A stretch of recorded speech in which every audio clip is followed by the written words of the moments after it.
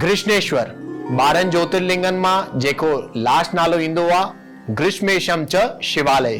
चवंदा आहिनि कि महाराष्ट्र जे औरंगाबाद नगर में भगवान शिव जो 12 ज्योतिर्लिंगन मां हिकिड़ो शिवलिंग जंहिंजो नालो आहे ग्रिष्णेश्वर। सची श्रद्धा ऐं भाव रखी करे जेको भी माण्हू भगवान ग्रिष्णेश्वर जे वेंदो आहे, ख़ासि करे अधिक मास में या श्रावण महीने में हुनजी वञी करे पूजा कंदो आहे, अर्चना कंदो आहे ऐं सची श्रद्धा ऐं भाव रखंदो आहे। छो त चवंदा आहिनि कि 12 ज्योतिर्लिंगन में ही भगवान शिव जो स्वयं वास आहे। हुते स्वयंभू भगवान शिव जेके आहिनि उहो शिवलिंग पिंडी रूप में तव्हांखे दर्शन ॾींदा आहिनि। जेको भी माण्हू सची श्रद्धा ऐं भाव रखी करे हुते वेंदो आहे त हुनजी सारी मनोकामना भगवान शिव पूरी कंदा आहिनि ऐं पाप भी नष्ट थी वेंदा आहिनि ऐं मनवांछित फल जी भगवान प्राप्ति कराईंदा आहिनि।